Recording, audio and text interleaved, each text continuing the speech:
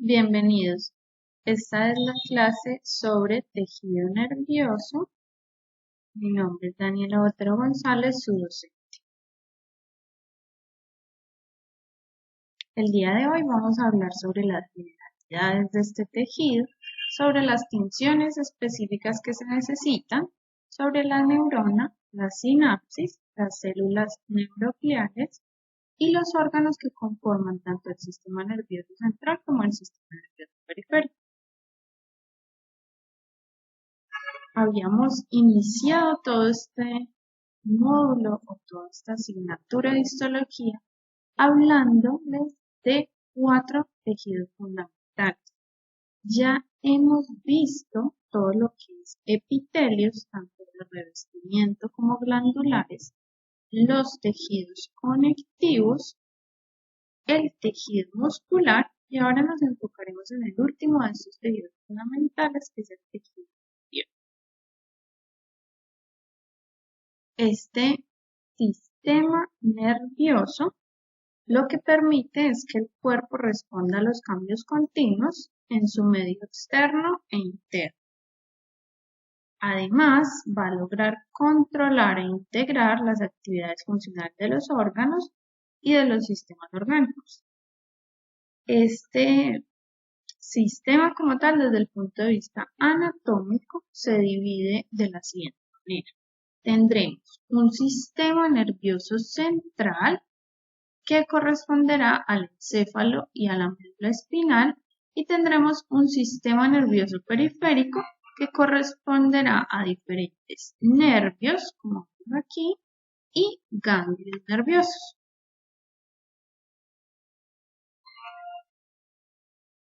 Es un sistema de generación y transmisión de impulsos nerviosos, es el centro de regulación y es la red de comunicación de nuestro cuerpo.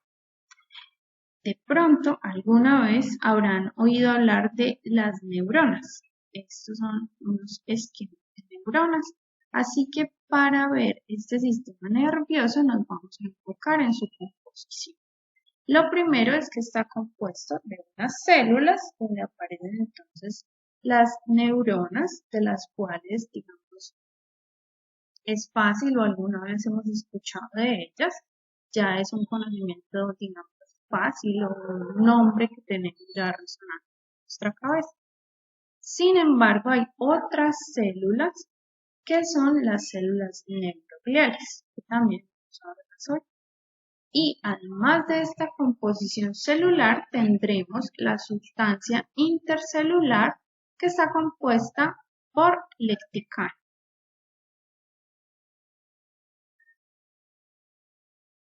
Además entonces de estos dos componentes que son básicos, el sistema nervioso tanto central como el periférico va a presentar un componente vascular que es muy extenso. Y esos vasos sanguíneos van a estar separados del tejido nervioso por láminas basales, lo que ya hemos visto cómo se compone, y por cantidades variables de tejido conectivo. Cabe aclarar que nos vamos a centrar en el componente celular y de órgano.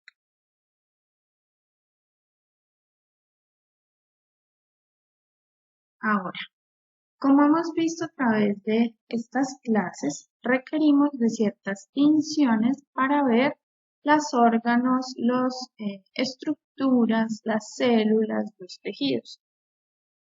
Hemos visto que la tinción de rutina es la hematoxilina y eosina, y efectivamente el sistema nervioso se va a poder apreciar, como vemos en esta imagen, con la hematoxilina y eosina. Sin embargo, hay estructuras que si les ponemos una tinción diferente o una tinción especial, pues van a tener una mayor visibilidad.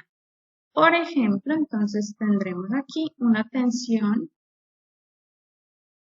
tinción azulada que se llamará tinción de Nils.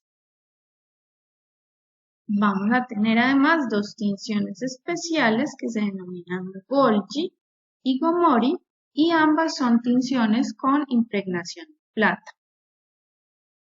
Por ejemplo, con Golgi, entonces vamos a poder ver, como se aprecia en la imagen de la izquierda, proyecciones y morfología. Vamos a poder definir esto como se ve. Por ejemplo, se ve como un triángulo. Esta proyección se ve larga, pero miren que se ve ramificada. Entonces, según la atención que estemos dándole a nuestro tejido nervioso, vamos a ver unas partes más definidas que otras. Ahora bien, vamos a entrarnos a el tema como tal de las células. Y habíamos dicho que una de las células principales o la más relevante será la neurona. Y esta es la célula funcional del sistema nervioso y presenta múltiples comunicaciones y tiene una larga vida. La neurona como tal va a estar constituida funcionalmente por tres partes: soma, unas dendritas y un axón. Allí tenemos entonces la referencia en un dibujo en la parte izquierda y en una tinción con impregnación de plata en la parte derecha. Vamos a ver entonces que el cuerpo o soma es donde se contiene el núcleo y el citoplasma con las organelas necesarias para que se realice la síntesis de proteínas y de fosfolípidos, entre otros. Vamos a tener que las dendritas son las ramificaciones especializadas y se especializan en recibir los estímulos. Pueden tener una longitud variable y eso nos va a dar una clasificación que posteriormente vamos a ver. Y finalmente el axón, que allí está marcado como 3, es el lado opuesto del cuerpo o soma y este va a ser el encargado de conducir el impulso desde ese soma hasta otros sitios. Pueden ser de longitud variable y van a tener una ramificación final, su porción llamémosla terminal, que lo podremos denominar telodendro. Tenemos entonces aquí que el 1 será el cuerpo o soma, 2 serán las dendritas, esta, más que ustedes vean, y el 3, todo este, será nuestro axón. Ahora, estas neuronas tendrán una clasificación y esta clasificación se da en base a 4 criterios: la cantidad de dendritas, la forma del soma, la longitud del axón y su función. Vamos entonces a ir viendo cada uno. Por la cantidad de dendritas tenemos 4 variaciones de neuronas. Tendremos una neurona que será unipolar. Eso quiere decir que es una única prolongación citoplasmática o axón, que estoy señalando aquí. Tendremos neuronas pseudounipolares, que son las que tienen una sola prolongación,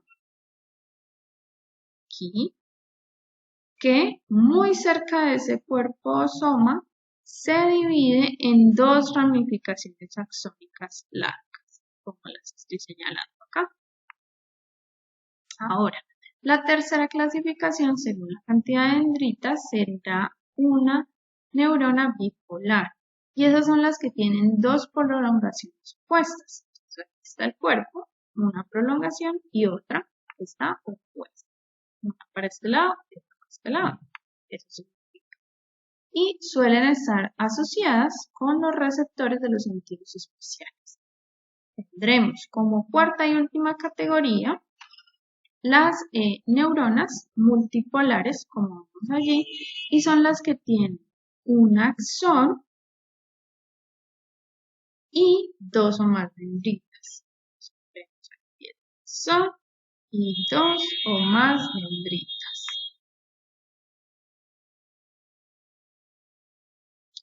Según la forma del soma o cuerpo, entonces tendremos tres tipos de neuronas. Una que va a llamarse piriforme y se llama piriforme porque es en forma de pera.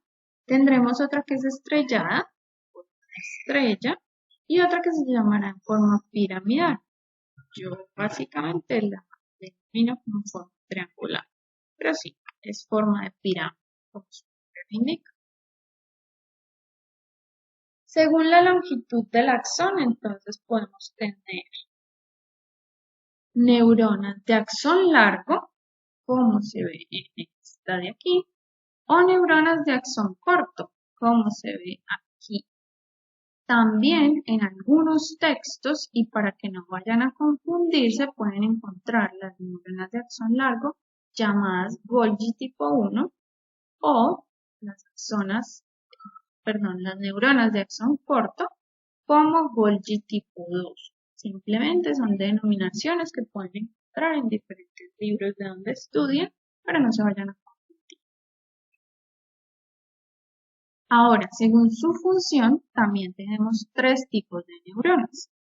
Unas van a ser motoras y estas van a transmitir los impulsos desde el sistema nervioso central hasta los ganglios o hasta las células que van a hacer en efecto el movimiento. Vamos a tener neuronas que son sensitivas y estas van a ser las encargadas de transmitir los impulsos desde los receptores hasta el sistema nervioso central.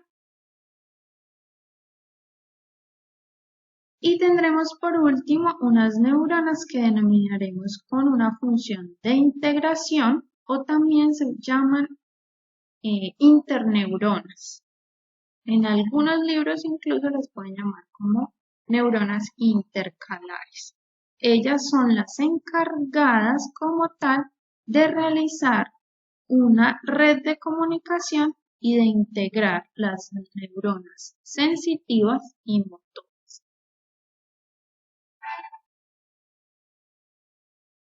Las neuronas entonces se van a comunicar con otras neuronas, lo que está haciendo esta neurona, y a su vez pueden comunicarse con células efectoras mediante la sinapsis. Esta sinapsis son uniones especializadas entre las neuronas que facilitan la transmisión de impulsos desde una neurona hacia otra, que sería lo que está haciendo aquí esta neurona al unirse a esta.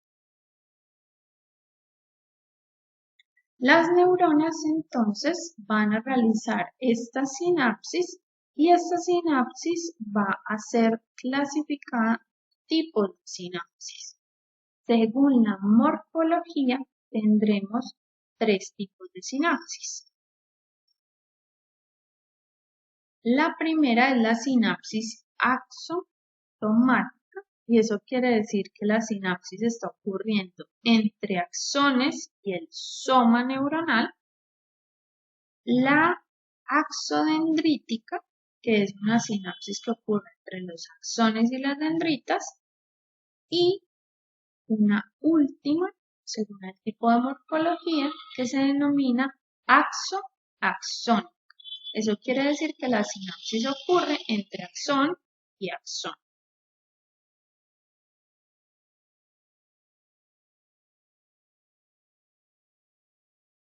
Y según el mecanismo de conducción, podemos identificar que hay sinapsis de forma química y de forma eléctrica.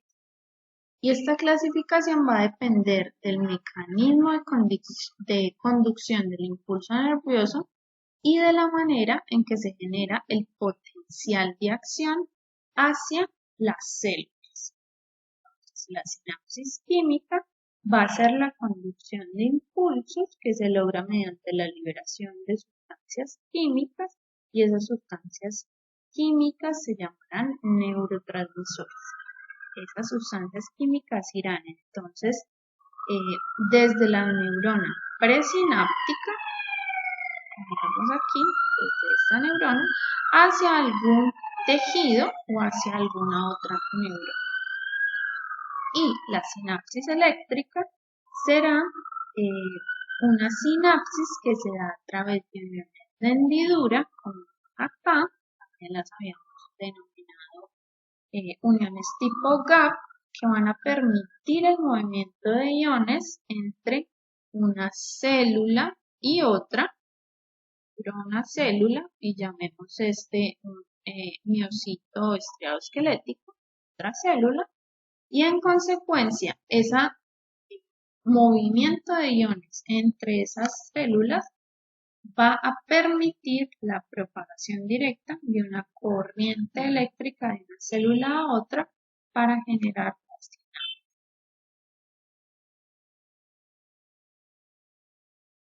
Dejando de un lado las neuronas, vamos a concentrarnos ahora en las células neurogliales. Y estas células son células que básicamente son de sostén.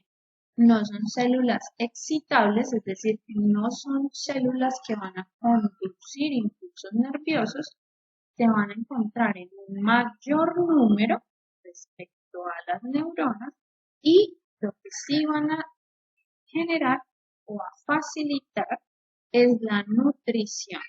Entonces aquí en la imagen vemos en la parte de arriba una neurona, un vaso sanguíneo, y entre esa neurona y el vaso sanguíneo estamos viendo esta célula que está aquí en color verde en la parte central, y ella lo que está haciendo es facilitando la nutrición del vaso sanguíneo hacia nuestra neurona.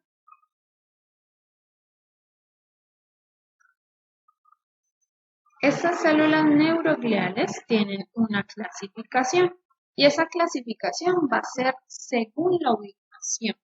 Esto quiere decir que tendremos células neurogliales que son centrales, del sistema nervioso central, y periféricas del sistema nervioso periférico.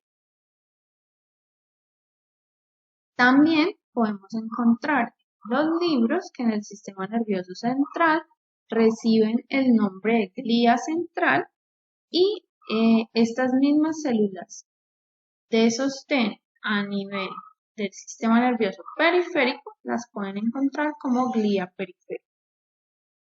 Tenemos 4 células neurogliales a nivel central y son el astrocito, el oligodendrocito, la microglía y la ependimalia. Y a nivel periférico tenemos 2, las células de Schwann y las células satélites. Vamos a empezar a ver cada una de estas y vamos a iniciar por las que son de ubicación central. Como primera de estas células neurogliales de ubicación central tendremos el astrocito y son los encargados de mantener la barrera hematocefálica.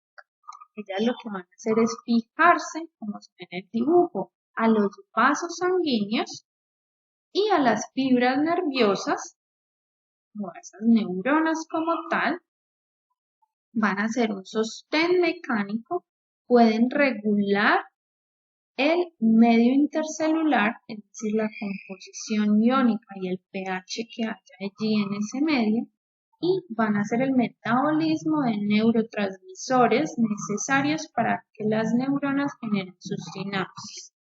Vamos a verla entonces histológicamente. Y esta imagen que vemos a la derecha es una tinción diferente que se llama un método de Help neuroglía. Aquí lo que podemos ver entonces marcado muy oscuro, aquí o aquí, son estos astrocitos y miren que aquí y aquí, marcado mucho más claro en un tono eosinófilo, estamos viendo las neuronas y efectivamente podemos ver cómo estas células, los astrocitos, están en mayor proporción y miren que están tocando, ¿sí?, fijando esas neuronas. están dando el sostén. De estos astrocitos se conoce que no producen mielina y se han identificado dos clases o dos tipos. Tenemos astrocitos protoplasmáticos, los que vemos en la parte izquierda, y tendremos astrocitos fibrosos, los que estamos viendo en la parte derecha. Los astrocitos protoplasmáticos están en la cubierta más externa del encéfalo, es decir, en la sustancia gris, de la cual hablaremos más adelante, y estos astrocitos tienen abundantes evaginaciones citoplasmáticas, aunque son cortas y ramificadas, tal y como lo vemos. Abundantes ramificaciones, cortas y están bien agrupadas.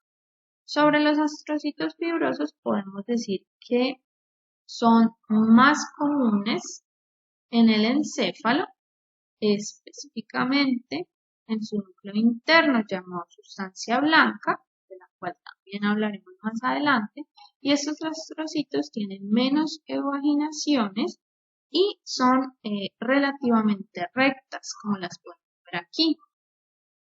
Bien recta esta e incluso esta.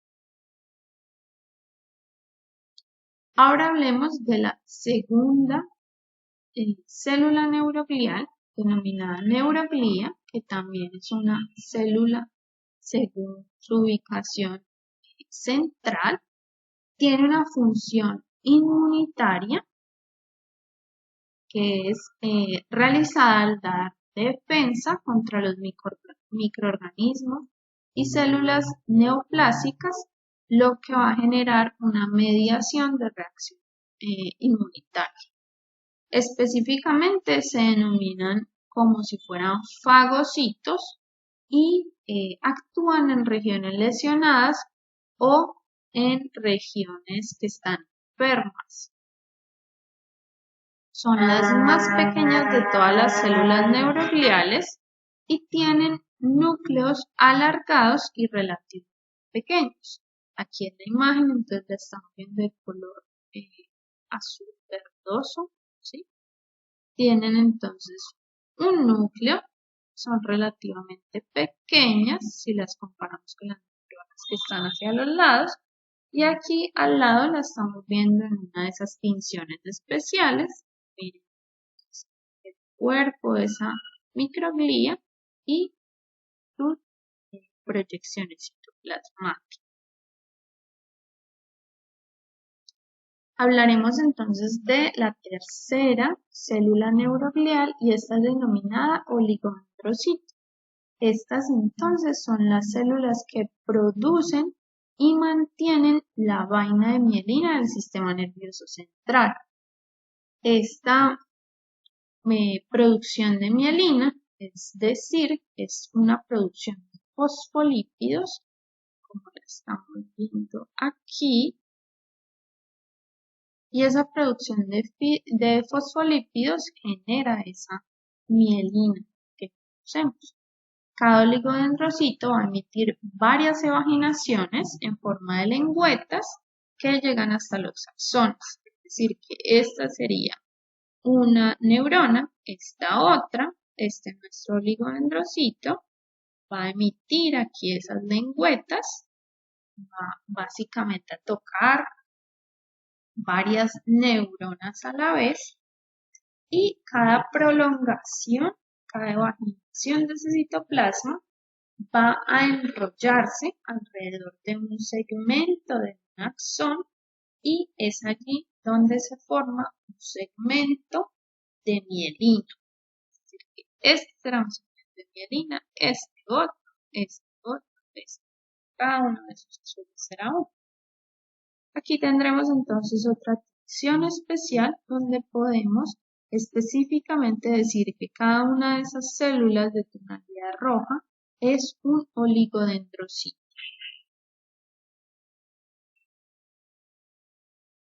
La cuarta y última célula neuroglial, específicamente central, será las células ependimarias. Estas van a realizar el intercambio de sustancias y va a ser básicamente una capa de células entre morfología cúbica y cilíndrica que forman un revestimiento epitelial de los ventrículos del encéfalo y del conducto espinal. Aquí tendremos entonces la disposición, como se ven ellas. Aquí es entonces uno de los epitelios de los que hemos estado hablando. Y ellas además tienen la característica, si vemos esta imagen, este dibujito que tenemos aquí, en la parte izquierda, de que pueden presentar microvellosidades oscilantes. Y esto va a darle una característica importante que más adelante la vamos a enfatizar. Tendremos también las células de Schwann, pero estas son células neurogliales ya a nivel de sistema nervioso periférico. Estas células entonces son capaces de producir mielina para que esa mielina rodee los axones. También generarán un sostén de las fibras celulares nerviosas, tanto mielínicas como amielínicas. Y sobre esta frase como tal, veremos una imagen al final de esta presentación. Ellas van a generar, gracias a la mielina, entonces una conducción rápida del impulso nervioso y además contribuyen con la limpieza de detritos que tenga ese sistema nervioso periférico. Es una guía también de proliferación de los nuevos axones. Si yo veo un preparado histológico como tal, lo tengo aquí en la parte derecha, entonces lo que yo estoy viendo son básicamente axones como tal, ¿sí? Muchos axones, y aquí bien oscurita, entonces estoy viendo la célula de Schwann. Bien, bien, y si me voy para este paquete de acá podría ver uno, y así sucesivamente. Y la última célula neuroglial de la que vamos a hablar es la célula satélite, que también es una célula periférica, denominada así por su ubicación, y esta va a ser una célula que rodea los somas neuronales. Entonces, si yo veo en el dibujo, son estas que están aquí en color rosadito, pequeñitas, como se ven allí. No van a producir mielina y básicamente van a rodear para dar un aislamiento eléctrico. También es una vía de intercambio metabólico. Si yo las veo entonces en cortes, voy a ver allí los somas o cuerpos, y aquí señalados, bien pequeñitas y redonditas, bien alrededor de cada uno, estarán las células satélites. Vamos ahora sí a hablar de los órganos y vamos a empezar por los órganos del sistema nervioso central. Habíamos dicho entonces que este sistema central está compuesto por el encéfalo, que está ubicado en la cavidad craneal, y por la médula espinal. Encéfalo y médula espinal. Así empezamos esta presentación. Y ese sistema nervioso central va a estar protegido por el cráneo y también por las vértebras, estar rodeado por 3 membranas de tejido conectivo, unas meninges, y el encéfalo y la médula espinal van a básicamente a flotar en un líquido cefalorraquídeo que ocupa el espacio entre las dos capas meningeas internas. Este encéfalo además se va a subdividir en cerebro, cerebelo y tronco encefálico, que se va a continuar efectivamente con nuestra médula espinal, tal como se ve en el dibujo. Vamos entonces a hablar de las meninges. Y estas meninges dijimos que estaban en la parte del cerebro. Tendremos entonces, si nos fuéramos desde la parte más externa, digamos, aquí está nuestro cabello, ¿sí? Entonces tenemos nuestra piel de cuero cabelludo aquí. Vamos a tener hacia el interior un periósteo, del cual también ya hablamos cuando hablamos de tejido óseo. Seguida tendremos un hueso, ¿sí? Que es el hueso de nuestro cráneo. Hacia el interior empiezan como tal las meninges y como les acabo de nombrar son 3 capas de tejido. La primera de ellas o la más externa se denominará dura madre y aquí está en un color rosado, como un color que cuando uno tenía los colores específicos en el colegio le llamaban color piel, ¿sí? Esa dura madre entonces también se puede encontrar como capa externa y esa capa externa se denominará periostal. E internamente la misma dura madre tendrá otra capa, por eso aquí se ve una externa y otra más interna, que se denominará una capa meninge. Ahora después de estas capas, acá miren cómo se dividen, tendremos una capita que estamos viendo aquí en un tono más morado, que está hacia la capa meningia de la dura madre, que denominaremos aracnoides. Esta que está acá. Luego de esa tendremos otra de las meninges, la más interna, que denominaremos pía madre. Mirenla aquí, muy delgadita, ¿sí? Y va rodeando. Ese espacio entre la aracnoides y la pía madre, todo este espacio que vemos aquí y aquí, entonces estará lleno del líquido cefalorraquídeo. Si nos vamos mucho más al interior, entonces ya encontraremos que este y este será el tejido nervioso como tal. Sin embargo, vamos a concentrarnos en las meninges como órgano. Histológicamente, entonces yo puedo tomar un corte, y este lo tomé de un libro, y puedo encontrar estos 3 tejidos como tal, que son tejidos conectivos, y va a ser entonces la dura madre, la más externa, la aracnoides, que es, llamémosla así, la meninge media, y la pía madre, que está hacia acá, que será la meninge más interna. Otro de los órganos del sistema nervioso entonces es la corteza cerebral, que forma la capa más externa del encéfalo. Contiene también somas neuronales, axones, dendritas y células de la glía como tal.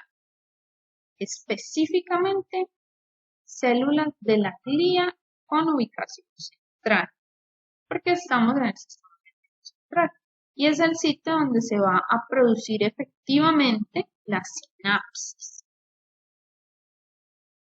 Y el cerebro disecado en fresco, que no sé si han tenido la oportunidad de verlo, por ejemplo, en el anfiteatro, vamos a tener que hay una corteza cerebral que tiene un color gris y por tanto va a recibir el nombre de sustancia gris, que aquí entonces la estamos colocando como esta que se ve de un color, llamémoslo marrón, ¿sí? Y vamos a tener también la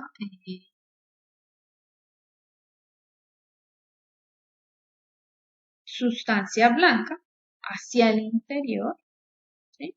En los preparados también se va a ver mucho más clara, por llamarla así.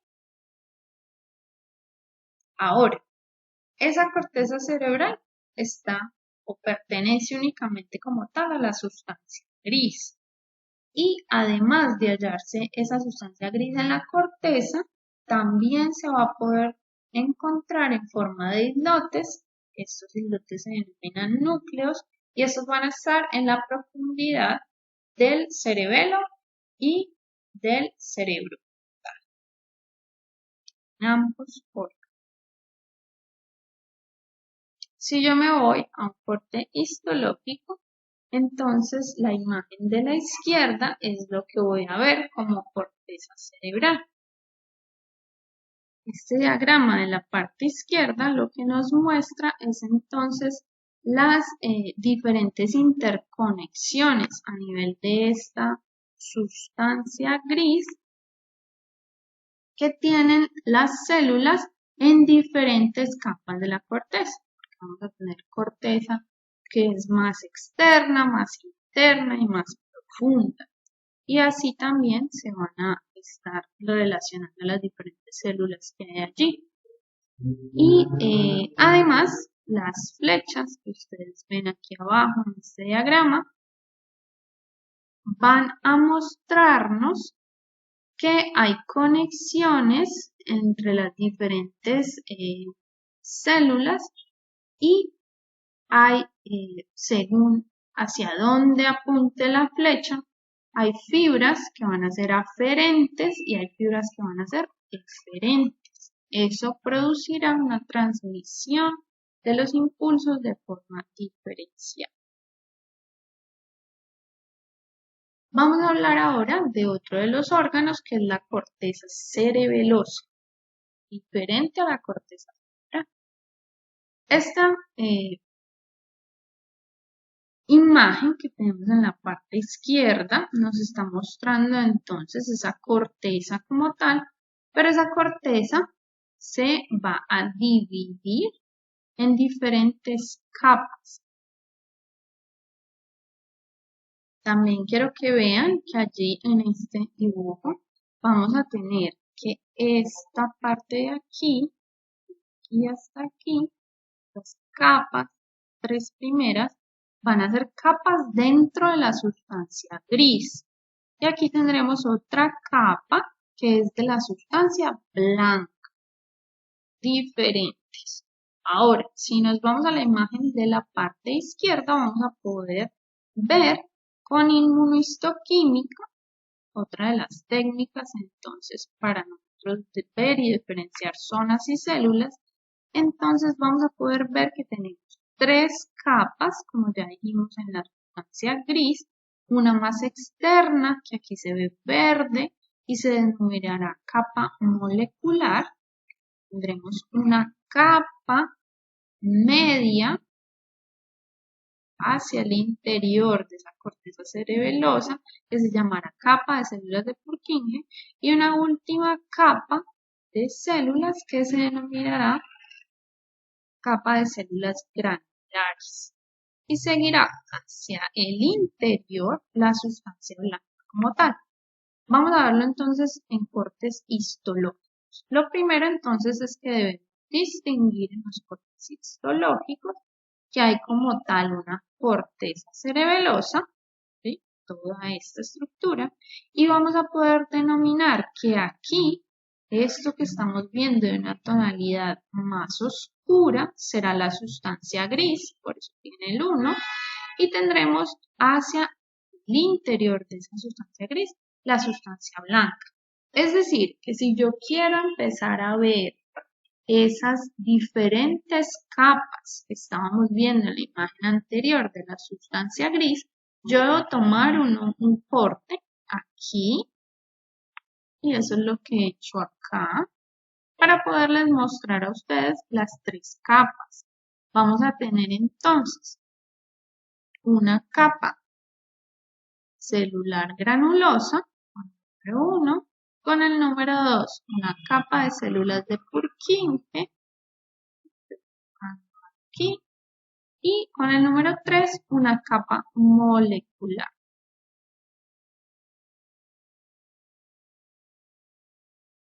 Si yo hago incluso un acercamiento aquí, voy hacia bien adentro y hago un buen acercamiento, entonces voy a encontrar una capa molecular, ahora las estamos viendo, llamémoslo así al revés, una capa de células de Purkinje, mírenlas aquí, bonitas ellas, y una capa celular granular.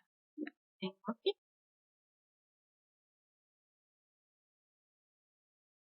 Vamos a ver entonces el cuarto órgano de este sistema nervioso central y este se denomina la médula espinal. Aquí lo que estamos viendo en esta imagen es una vista posterior de esa médula espinal y tendremos también incluso las meninges que también recubren a la misma médula.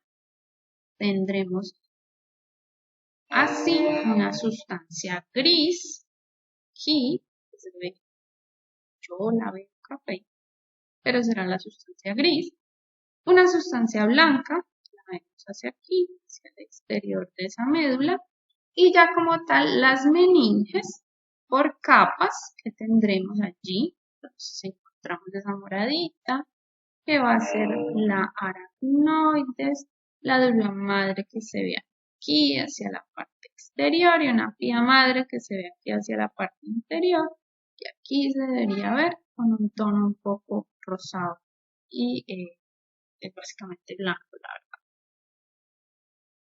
Si nos pasamos a verlo ya histológicamente, entonces vamos a tener estos cortes transversales de esa médula espinal y en esta imagen lo que estamos viendo son primero dos cosas. La médula espinal como tal, conformada por la sustancia gris, que vemos acá y acá, y por la sustancia blanca, que es lo que estaríamos viendo alrededor. Si nos pusiéramos ya muy estrictos a decir este corte cómo está ubicado, entonces esta sería la parte anterior y esta sería la parte posterior. Por tanto, yo aquí lo que estoy viendo es que esta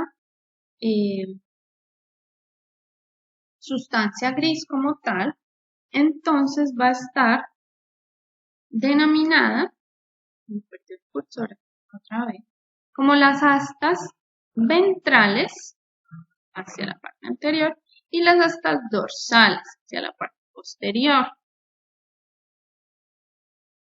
Tendremos entonces también que aquí, bien en la mitad, tendremos un canal medular y hacia alrededor de ese canal medular tendremos que esas astas están conectadas por la comisura que se denomina comisura gris. Ahora, si pasáramos a un corte específicamente histológico, entonces estamos viendo allí en la misma posición y el mismo corte la sustancia gris y la sustancia blanca, que son los componentes de esa médula espinal.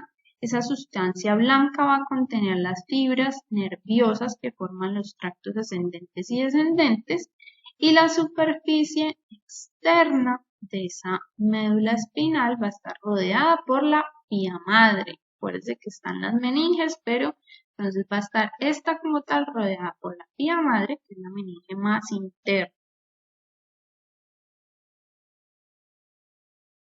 Vamos entonces a hacer un acercamiento, y este acercamiento lo hice en Histology Guide. Vamos a hacer un acercamiento en el asta anterior, ¿sí? En el asta que ahorita denominé ventral, y aquí lo que vamos a ver son somas neuronales. Y esas son somas neuronales de neuronas motoras, como las que estoy señalando aquí. Si voy hacia el asta posterior, aquí, el asta posterior, hago un acercamiento y lo que estoy viendo son somas de interneuronas. Todas estas que veo acá son interneuronas e incluso podría decir que todo lo que está rodeando esas interneuronas son también neuroglías, así no pueda diferenciar una de otra fácilmente. Pero como son células de sostén, entonces son las que estarán allí. Ahora, si doy un acercamiento más en el canal ependimario como tal, aquí hice el acercamiento, miren que voy a poder ver células, estoy tocando aquí, denominadas ependimarias, con cilios y microvellosidades, como estamos viendo aquí, para poder generar un movimiento y absorción de ese líquido cefalorraquídeo. Y por último, si voy hacia la sustancia blanca, también y hago un acercamiento allí, entonces veo los axones en corte transversal. Miren, por acá, por acá y por acá. También estoy viendo cuerpos o somas.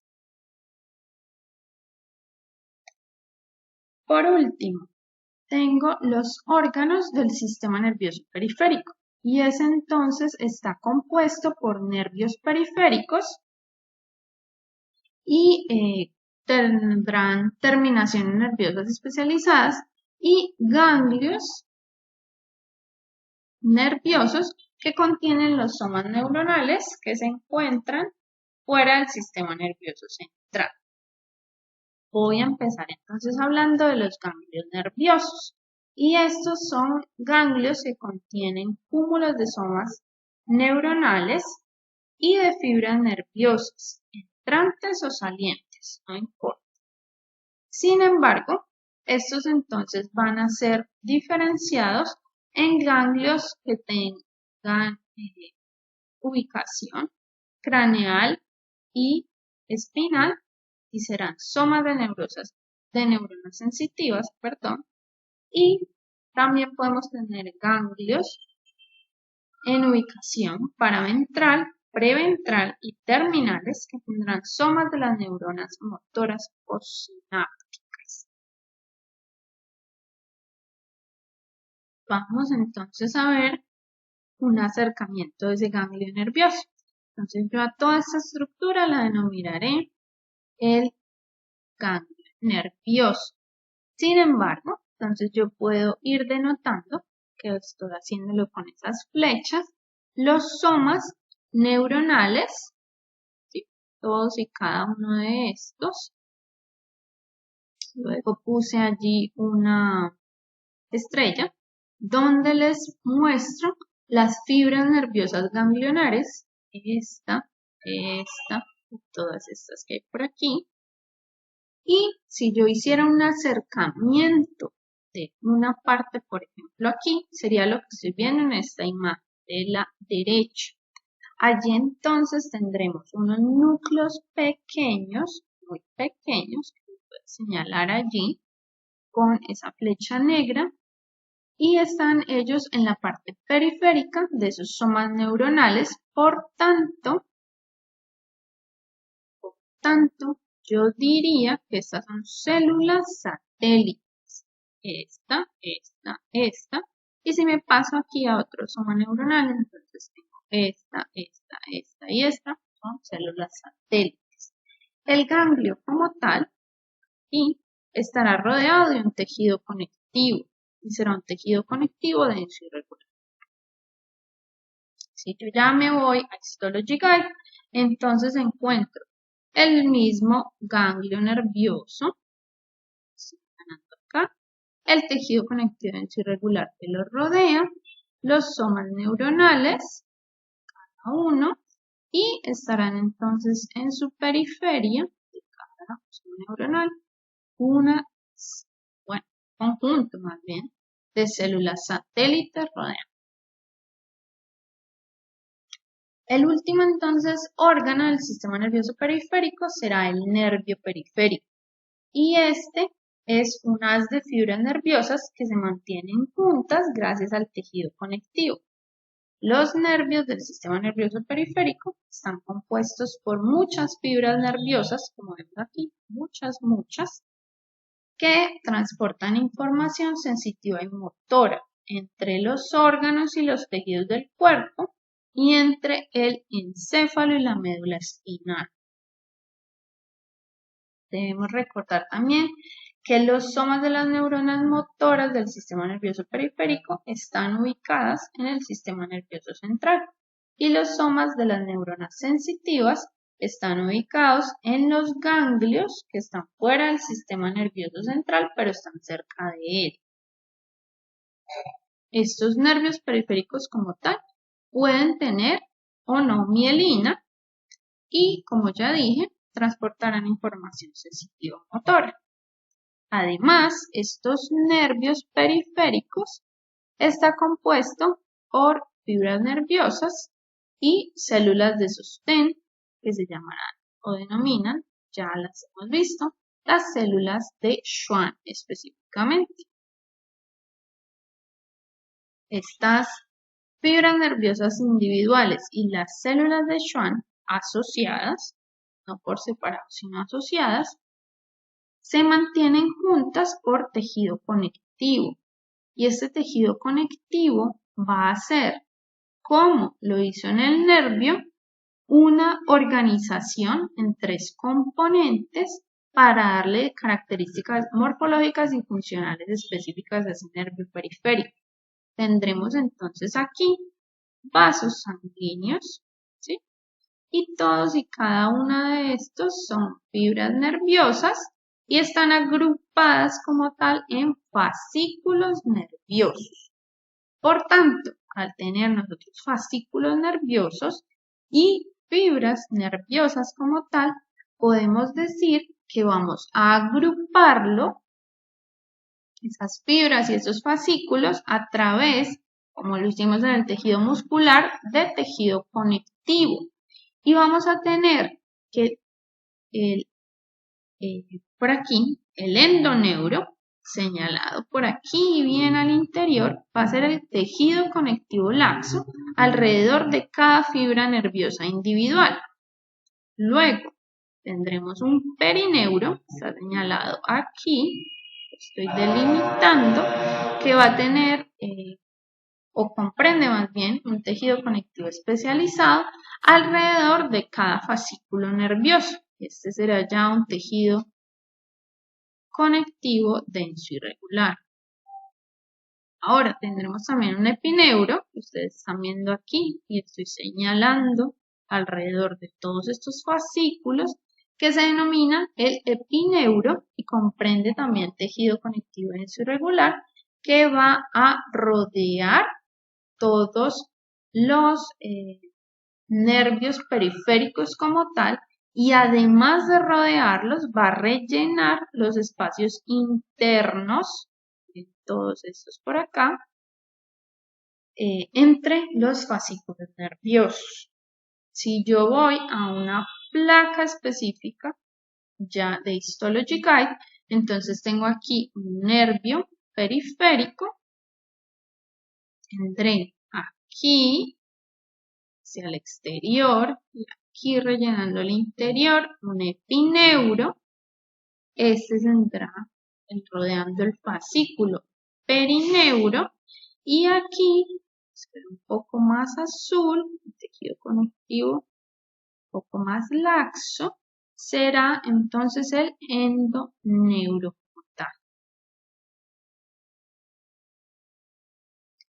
Y habíamos hablado que estos nervios periféricos pueden ser mielínicos o simplemente no tener la mielina. Y habíamos nombrado también las células de Schwann. Entonces tendremos aquí un axón en color amarillo, aquí, y esta será la célula de Schwann, la que está de color azul con su núcleo bien moradito. Esas membranas de la célula de Schwann lo que va a hacer es fusionarse alrededor del axón. Se va a alargar y a medida de que se alarga va envolviendo, miren, envolviendo como tal el axón y estas muchas envolturas de esa membrana celular constituyen la vaina de mielina como tal. Tendremos también, como dije, nervios periféricos amielínicos y, como pueden ver, nuevamente están los axones en amarillo y la célula de Schwann azul con núcleo morado. Estas entonces estas células de Schwann aquí lo que van a hacer básicamente es engullir esos axones y los va a separar. Miren que los separa, aquí estaban los 5 juntitos, que los está separando y los encierra dentro de un pliegue, que estamos viendo aquí, pero no se veía esto, están los 5 axones separados y aquí tiene un pliegue, esa célula de Schwann, donde básicamente encierra a cada uno de sus axones dentro de su propio pliegue y entonces no hay formación de mielina porque no hay esos plegamientos, no hay esas envolturas como tal. Esto fue todo entonces sobre tejido nervioso. Nos vemos en la sesión presencial o más bien sí.